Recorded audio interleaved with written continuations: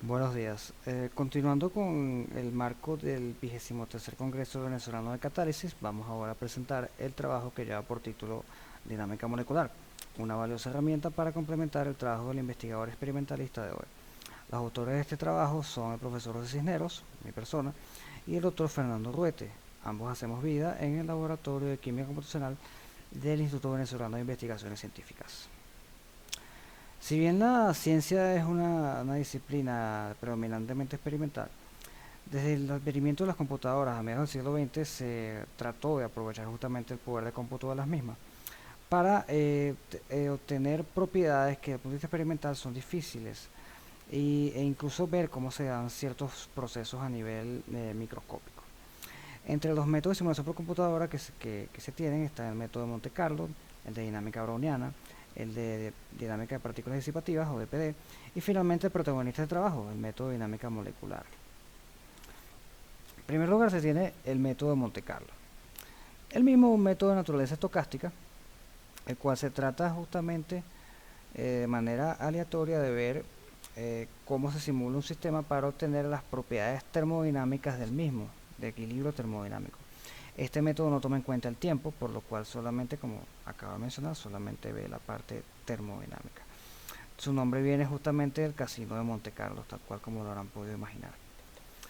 En el caso del método de dinámica browniana, se tienen partículas dispersas que se simulan, que son las partículas que están justamente inmersas en un medio fluido, como por ejemplo puede ser el agua. Estas partículas obedecen las leyes del movimiento browniano. Acá tenemos un ejemplo de unas 5 partículas que están en amarillo y los trazos azules son las trayectorias erráticas de las mismas cuando se mueven a través del fluido. Ahora bien, será posible también simular a las partículas de disolvente, porque en el método de dinámica browniana el solvente no tenía estructura, era un continuo. Pues resulta que sí, y eso lo hace el método de PD. En este caso se simulan partículas dispersas y también las disolventes. Como en el caso de estas últimas son muchísimas en relaciones a las primeras, lo que se trabaja entonces es con partículas agregados tipo clúster de moléculas disolventes son partículas virtuales porque no existen en la realidad. Pero bueno, justamente para poder hacer la simulación se realiza de esta forma. Y estas partículas virtuales de disolventes, partículas disipativas, de el nombre del método, siguen también el movimiento browniano. Finalmente llegamos a la dinámica molecular, nuestra protagonista para este trabajo. Este método de simulación por computadora estudia lo que es la evolución dinámica del sistema. Ello lo realiza a través de la resolución numérica de las ecuaciones de movimiento de las leyes de Newton, por eso se habla de dinámica molecular clásica. Pero para poder resolver estas ecuaciones se necesitan hallar las fuerzas que median entre las partículas que componen el sistema. Ello se realiza a través de funciones parametrizadas conocidas como campos de fuerza. Acá vemos algunos ejemplos de campos de fuerza, son muchísimos más de hecho.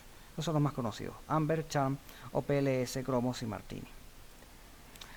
Para poder justamente resolver numéricamente el problema de las ecuaciones de movimiento del sistema que se está simulando, se parte de la segunda ley de Newton: masa por aceleración igual a fuerza, en este caso sobre la partícula I. Pero ¿qué pasa? Para una computadora, calcular una segunda derivada es bastante costoso desde el punto de vista computacional. Sin embargo, las ecuaciones algebraicas no lo son de hecho baratas desde este punto de vista.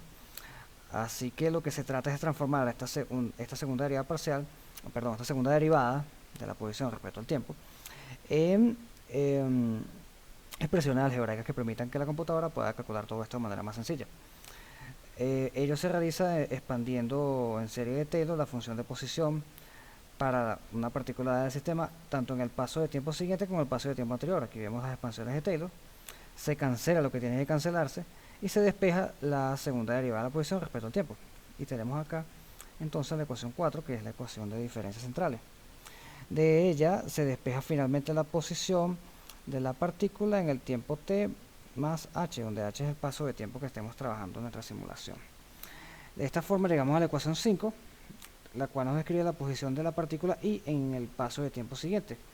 Esta ecuación 5 representa lo que se conoce como el método de Verdet, que es el primer método que se empleó justamente para resolver las ecuaciones de movimiento, el primer integrador que se empleó por allá por los años 60, justamente por el autor Verdet. Sin embargo, para poder resolver este problema de las ecuaciones de movimiento hay que conocer las fuerzas que se dan entre los átomos. Y para poder conocer esas fuerzas hay que conocer la energía potencial de interacción entre las partículas que componen el sistema. Y eso se determina justamente por la aplicación de funciones parametrizadas conocidas como campos de fuerza. La forma general de la energía potencial para digamos, una partícula del sistema tiene que ver con las contribuciones enlazantes y no enlazantes. Las primeras se desdoblan en contribuciones de enlace, angulares y torsionales de la propia molécula. Estas son contribuciones intramoleculares. Y las no enlazantes son contribuciones intramoleculares. La primera tiene que ver con la parte electrostática coulombica y la segunda con la parte de Van der Waals. De esta manera, la energía potencial viene dada por todos estos términos que se ven en la ecuación 9. Un ejemplo conocido de campo de fuerza es el ámbar. Y acá vemos la forma matemática explícita del mismo. ¿Ok? Esta forma no es única para todos los campos de fuerza. Como ya dije, existen una infinidad de campos de fuerza. Y la forma matemática de los mismos va variando. Acá tenemos la contribución de enlace, de ángulos, de torsión, de los ángulos torsionales. Y las contribuciones no enlazantes, primero en la parte de Van der Waals, que se modela con un potencial de Lennard-Jones 12.6, y la parte coulombica. Acá vemos un ejemplo de una molécula. Fíjense la parte del enlace, tiene que ver justamente con lo que conocemos como un enlace químico. Acá se trata como si fuera un resorte, ya que sigue un potencial armónico tipo Hooke, al igual que la parte angular. ¿Okay? También se puede ver que la parte torsional tiene que ver con esta función periódica, por eso el coseno acá. Tiene que ver con un gráfico similar a este. Y la parte de Lennard-Jones, que tiene esta forma. Para poder realizar este trabajo se trabajó con un sistema modelo, el cual era compuesto o está compuesto por una interfase agua-aceite, donde el aceite es decano, y todo esto fue mediado por un surfactante de tipo aniónico que lo llamamos HBS-, hexadesilbencerol sulfonato. Esta es la forma de la molécula. Y todo esto se trabajó con básicamente dos software. El primero para construir la configuración inicial del sistema, que se conoce como PackMol. Aquí tienen la página donde pueden encontrar este software. Y para hacer las simulaciones como tal de dinámica se utilizó el software GROMACS. Este que tenemos acá es el algoritmo general para hacer una dinámica molecular. En primer lugar, escoge el campo de fuerza que vas a tratar. Y para una vez escogido dicho campo de fuerza, tienes que encontrar los parámetros del mismo para todas las especies que estén involucradas, en este caso decano y surfactante. En el caso del agua hay un campo de fuerza ya, digamos, casi que estándar, que es el SPC, que es el que se trabajó en este caso. Y bueno, para los parámetros de decano y surfactante se utilizó este repositorio online que se llama ATB, Automated Topology Builder. Luego que teníamos ya los parámetros de los campos de fuerza de las especies involucradas, se construyó la caja inicial con PackMol. Y con GROMACS se procedió a hacer el resto del proceso. En primer lugar, con la caja ya construida, se realizó la minimización de energía de la misma. Se realiza una simulación en el colectivo NBT para equilibrar la temperatura del sistema.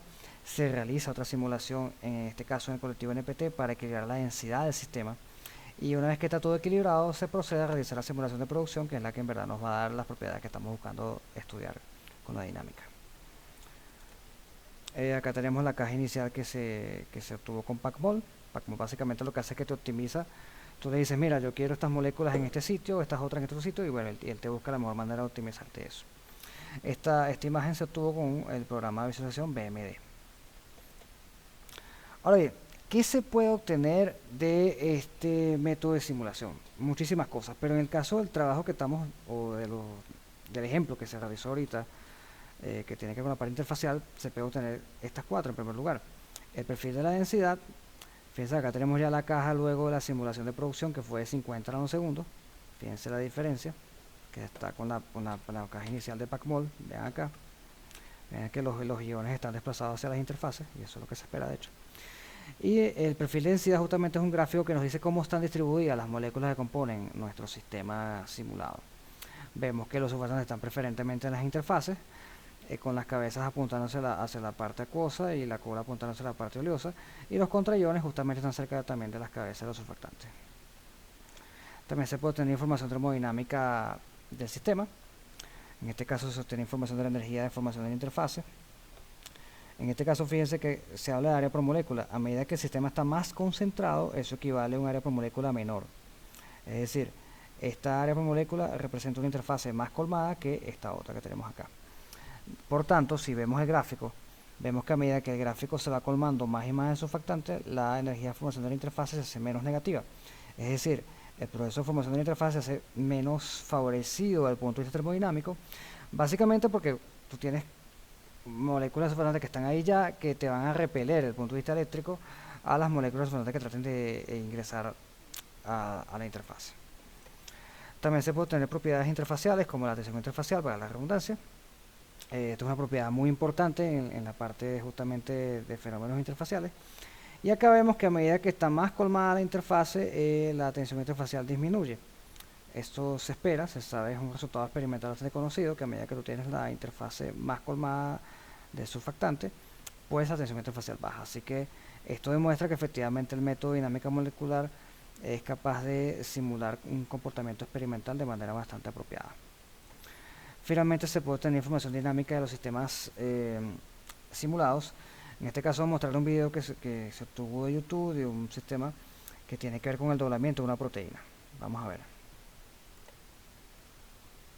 Está en inglés, pero bueno, vamos a ver cómo se da el proceso.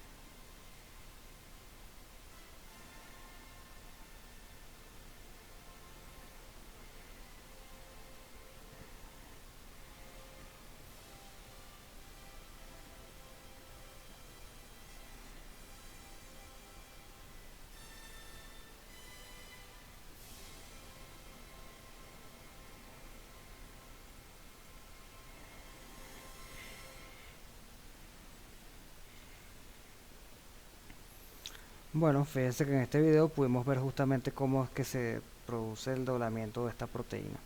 Acá tenemos el URL del video y acá tenemos la cita del artículo del paper. Fíjense que es el año 2010. Muy bien, bueno, visto esto, vamos a las conclusiones del trabajo. Se tiene que, bueno, esta herramienta de la dinámica molecular tiene una aplicabilidad muy amplia que va desde la medicina, ya que en ella se pueden visualizar, por ejemplo, cómo interactúa una droga, un medicamento con una proteína dada.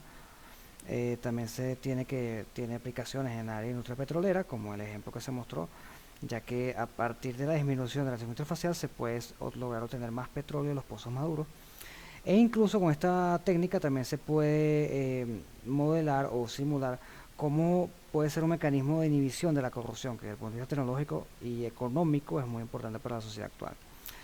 Esta herramienta permite visualizar mecanismos que desde el punto de vista experimental son difíciles de obtener, y por el incremento del poder computacional en las últimas décadas, que ya incluso se logran simular sistemas de hasta milisegundos, esta constituye justamente, como decía el título de la presentación, una herramienta muy valiosa con la cual el experimentalista de hoy puede complementar su trabajo experimental justamente. Acá se presentan las referencias del trabajo que se acaba de mostrar, y bueno, finalmente darle las gracias por su atención. Muchísimas gracias.